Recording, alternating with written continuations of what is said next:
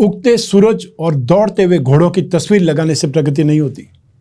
प्रगति के लिए सूर्योदय से लगा करके सूर्यास्त तक घोड़े की तरह दौड़ना पड़ता है। और याद रखिए, यकीन और उम्मीद आपके टारगेट को आसान नहीं बल्कि संभव बनाते हैं। नमस्कार, मैं हूं कमल श्रीमाली। आप सभी का बहुत बहुत स्वागत आपके अपने चैनल में और मासिक राशिफल दिसंबर 2023 के इस विशेष एपिसोड में। यह एपिसोड मेष राशि के लिए है और ये राशिफल आपकी राशि अर्थात मून साइन पर आधारित है। तो आइए अब आरंभ करते हैं मासिक राशिफल आप दिसंबर 2023। और सबसे पहले मैं बतला रहा हूं आपकी इनकम और इन्वेस्टमेंट के बारे में। आपकी राशि के लाभ भाव से 11th हाउस से आपकी इनकम के बारे में जानकारी प्राप्त की जाती है, विश्लेषण किया जाता है।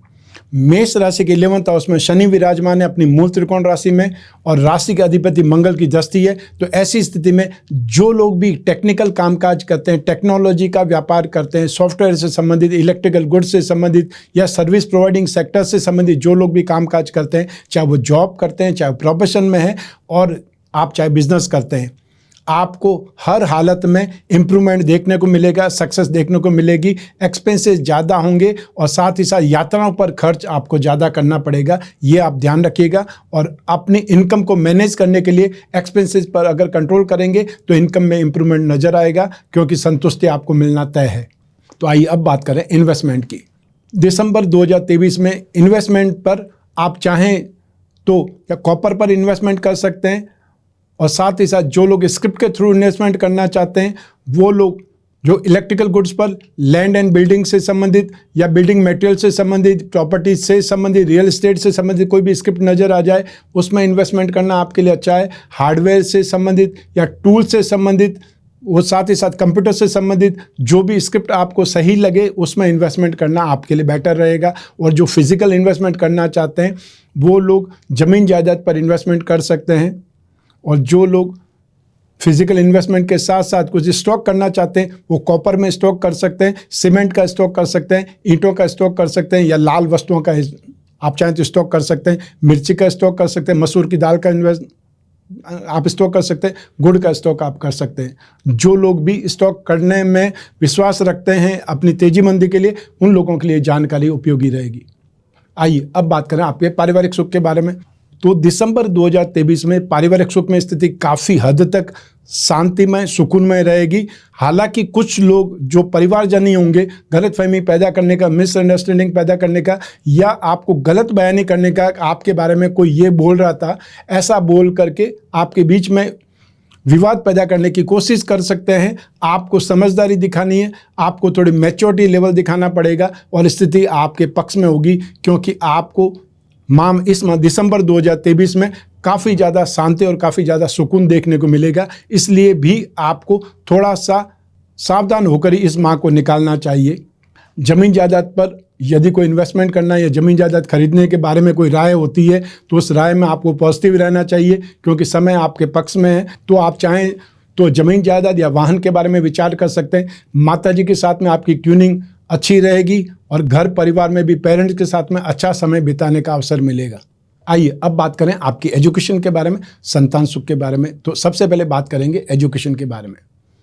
शिक्षा के क्षेत्र में जो भी स्टूडेंट्स हैं या जो भी अपने आप को अपग्रेड कर रहे हैं, यहाँ पर फाइनेंस के सेक्टर में, कॉमर्स के सेक्टर में और साथ ही साथ लिटरेचर के सेक्टर में, स्पिरिचुअल साइंस के सेक्टर में या इतिहास के सेक्टर में जो भी स्टूडेंट्स हैं उन लोगों को फ़ायदा मिलेगा, उन लोगों को सहारा मिलेगा, उनका कंसंट्रेशन मजबूत होगा या ये बोल सकते हैं कि आपका कॉन्फिडेंस बहुत शानदार रहेगा।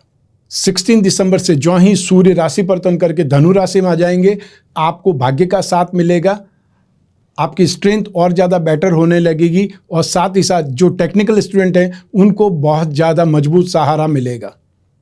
आप में से जो भी मैकेनिकल इंजीनियरिंग या केमिकल इंजीनियरिंग या फिर मेडिकल या नॉन मेडिकल के सेक्टर में है या जो भी लोग टेक्निकल सर्विसेज के अंदर या रिसर्च फील्ड के अंदर जो पीएचडी कर रहे हैं या रिसर्च में स्पेस साइंस के अंदर जो भी एविएशन में, टेक्नोलॉजी में भी कोई कोर्स कर रहे हैं, उन लोगों के लिए भी दिसंबर 2023 बहुत ज़्यादा सही है।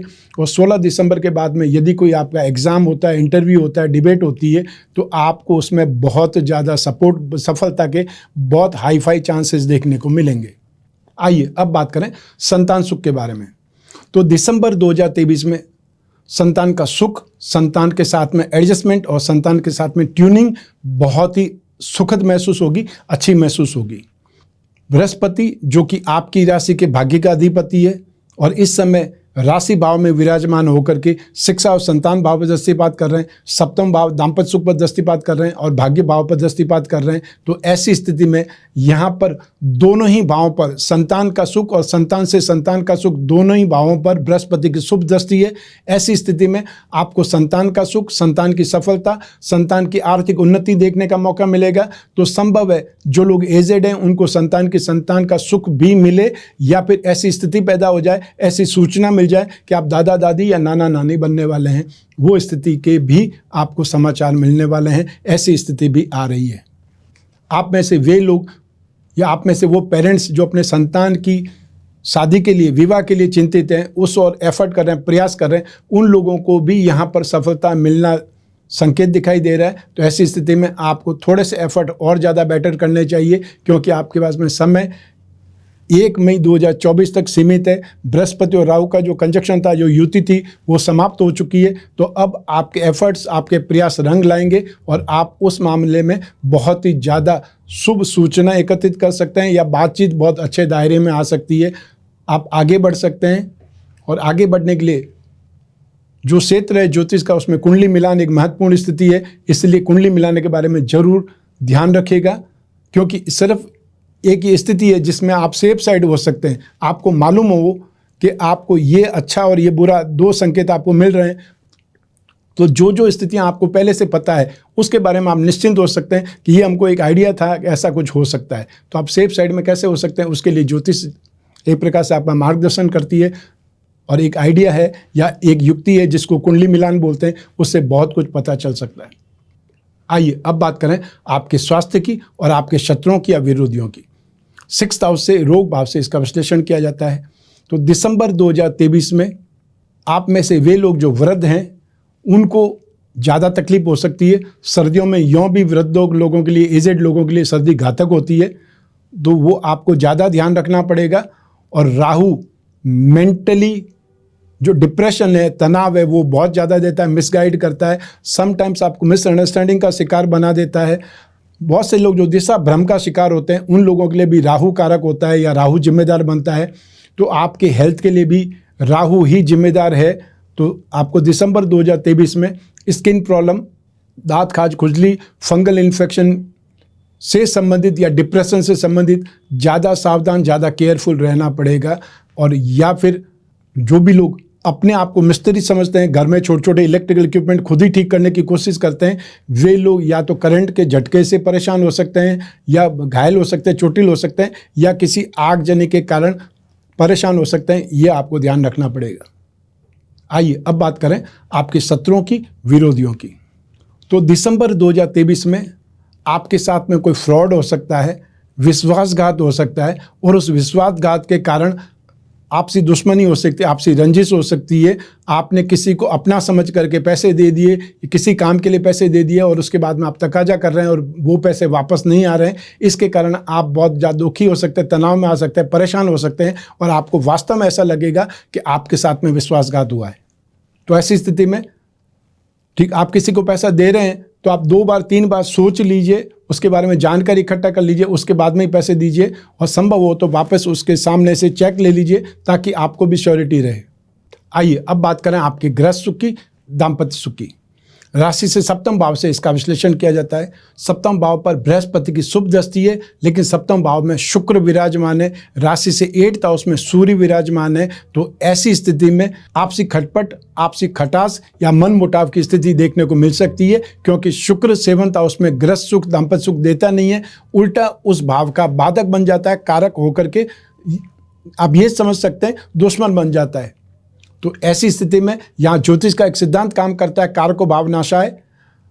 शुक्र सप्तम भाव में बैठ करके दाम्पत्य सुख में बाधक बनेगा या उस सुख में कुछ कमी लाएगा, ये आपको ध्यान रखना है। लेकिन बृहस्पति की शुभ दृष्टि आपके लिए बहुत ही ज़्यादा अच्छी मानी जाएगी, अर्थात संभव है कुछ कटुता हो, कुछ खटास हो, लेकिन उसके बावजूद भी स्थिति बहुत ज़्यादा गंभीर नहीं होने वाली है।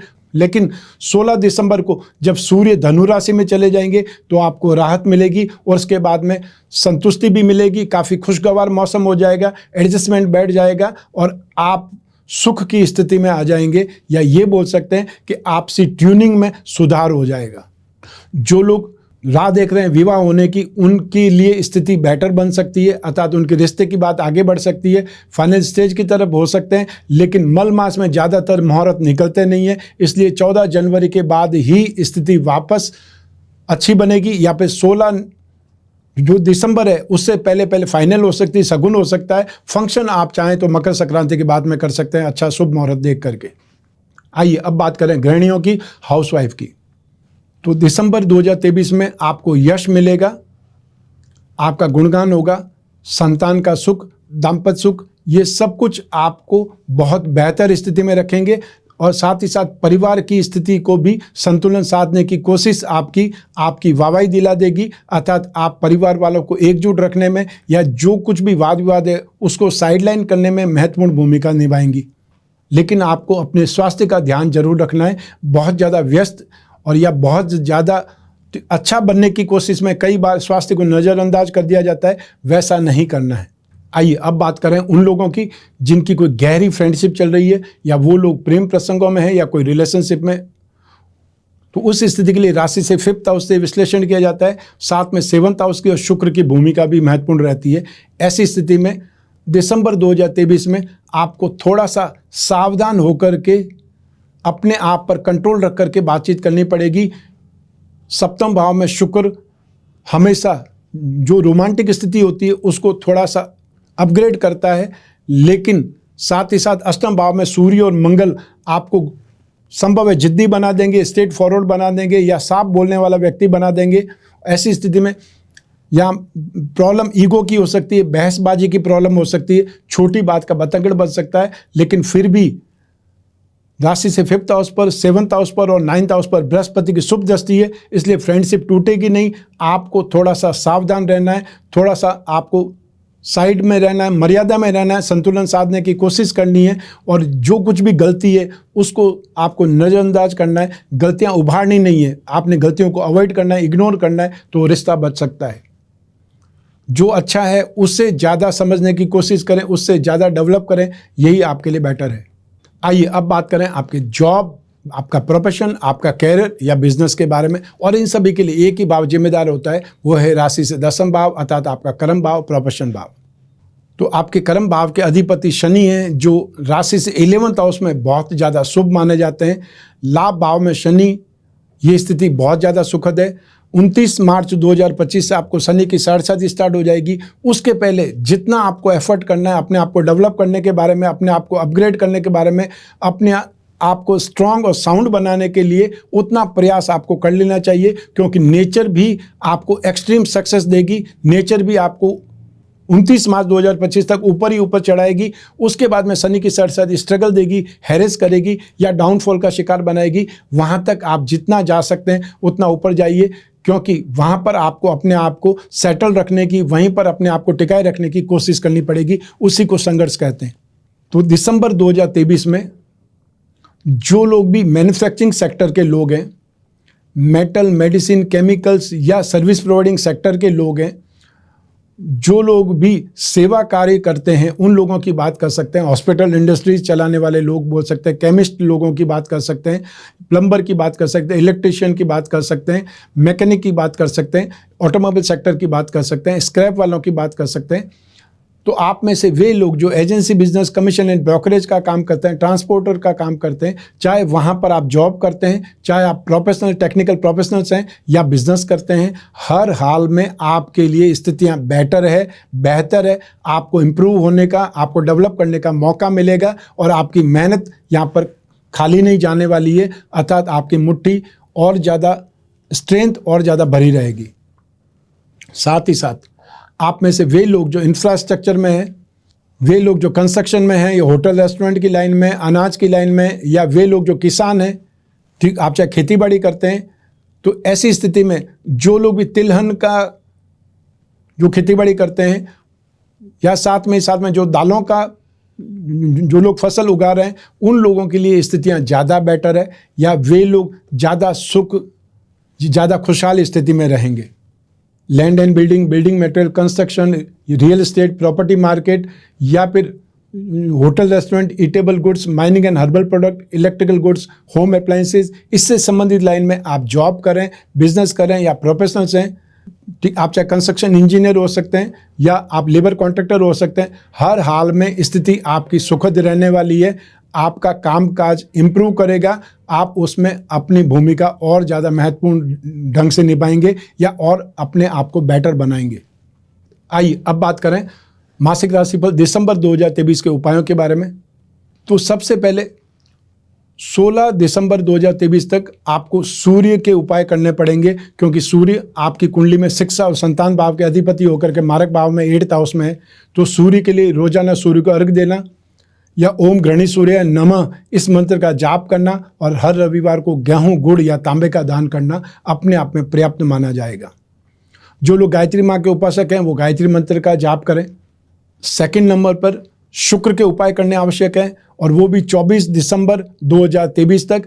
जब तक शुक्र राशि से सप्तम भाव में अर्थात तुला राशि में, वहाँ तक आपको शुक्र के उपाय करने पड़ेंगे, क्योंकि शुक्र 7th हाउस में दाम्पत्य सुख में बाधक बन जाएगा, और वही शुक्र 2nd हाउस धन और संपत्ति का स्वामी भी है। स्वग्रही है, लेकिन सप्तम भाव में शुक्र को शुभ नहीं माना जाता है दाम्पत्य सुख के लिए। तो ऐसी स्थिति में आपको शुक्र के लिए हर शुक्रवार की शाम को सफ़ेद मीठी वस्तुओं का दान दें, और आप नित्य प्रतिदिन ओम द्राम द्रीम द्रोम सह शुक्राय नमः इस मंत्र का जाप करें। या फिर यदि आपका दुर्गा सप्तशती है तो उसके स्टार्टिंग में दुर्गा कवच का पाठ आता है, वो आप नित्य प्रतिदिन करें। संभव हो तो आप 10 महाविद्या कवच धारण कर दें, और साथ ही साथ आपको हर शुक्रवार को दान करना चाहिए सफ़ेद मीठी वस्तुओं का शाम के समय, ये आप ध्यान रखें। लास्ट में उपाय आपको करना है राहु का। राहु 12वें घर में 12th हाउस में है। जो लोग भी एब्रॉड में काम करते हैं, एब्रॉड से संबंधित काम करते हैं, MNC में काम करते हैं, उनके लिए राहु अच्छा है। लेकिन राहु यहाँ पर कन्फ्यूज़न देगा, मति भ्रम कराएगा, डिप्रेशन में लाएगा, कन्फ्यूज करेगा, इल्यूजन में डालेगा। ऐसी स्थिति में जो लोग भी वृद्ध हैं या जिन लोगों को लगता है कन्फ्यूज हो रहे हैं या थॉट प्रोसेस में उलझ रहे हैं, उनको राहु के उपाय करने चाहिए। राहु के उपाय में क्या करना है? नित्य राम रक्षा स्तोत्र का पाठ करना है, या फिर राहु का मंत्र ओम राम राहवे नमः, ये छोटा सा मंत्र का जाप कर सकते हैं। और आपको हर शनिवार को एक जटा वाला नारियल अपने ऊपर से क्लॉकवाइज 11 बार घुमाना है। सुबह राहु काल में 9 से 10:30 के बीच के मध्य लगभग आता है, उस समय उसे जल में विसर्जित करना है, चाहे पानी की बाल्टी भर के उसमें डाल दें, वो भी चलेगा। तो ये थे उपाय। आपकी जन्म कुंडली में से एक ग्रह चंद्रमा को आधार बना करके मैंने राशिफल आपको बतलाया है। आप चाहें तो अपनी जन्म कुंडली के संदर्भ में इस राशिफल को और सटीकता से जान सकते हैं, क्योंकि जन्म कुंडली आपकी अपनी है और आपकी अपनी डिटेल से ही बनती है। जब जीवन में समस्याएं ज़्यादा हो, भविष्य में झांकना हो, कोई बहुत बड़ा डिसीजन लेना हो, तो अपनी जन्म कुंडली का विश्लेषण जरूर कराना चाहिए, क्योंकि ये एक माध्यम है आने वाले भविष्य को जानने का, जागरूक होने का, सेफ होने का। तो ऐसी स्थिति में आप कोई भी कंट्री में रहते हो, कोई भी शहर में रहते हो, कोई भी गांव में रहते हो, आप वीडियो कॉन्फ्रेंसिंग के जरिए, टेलीफोनिक कंसल्टेंसी के जरिए अपनी कुंडली का विश्लेषण करवा सकते हैं। जो प्रश्न पूछना चाहते हैं आराम से पूछ सकते हैं, विस्तार से पूछ सकते हैं, डिस्कस कर सकते हैं। जो भी आपके मन में भ्रांति है या कन्फ्यूजन है उसको दूर कर सकते हैं। और उपाय के रूप में मैं आपको बताऊँगा कि सही दान क्या करना है, कौन सा रत्न सही है, कौन सा कवच सही है, कौन सा समय सही है, और आपको क्या करना चाहिए और क्या नहीं करना चाहिए। आपको सिर्फ स्क्रीन पर दिए हुए नंबर पर संपर्क करके अपॉइंटमेंट फिक्स करना है या व्हाट्सएप पर मैसेज ड्रॉप करना है।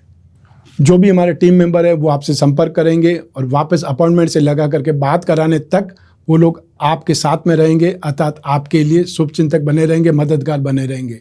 आप और मैं ही बात करेंगे, बीच में तीसरा कोई भी नहीं होगा। इसलिए निश्चिंत होकर के अपनी पर्सनल प्रॉब्लम भी आप डिस्कस कर सकते हैं और एकदम निसंकोच होकर के बात कर सकते हैं, क्योंकि आप और मेरे अलावा वो बात कहीं जाएगी नहीं। मैं कामना करता हूं कि आप स्वस्थ रहें, प्रसन्न रहें, सुरक्षित रहें, अपना और अपने परिवार का बहुत बहुत ख्याल रखें। आप सभी को मेरा नमस्कार, बहुत बहुत शुभकामनाएं। नमस्कार।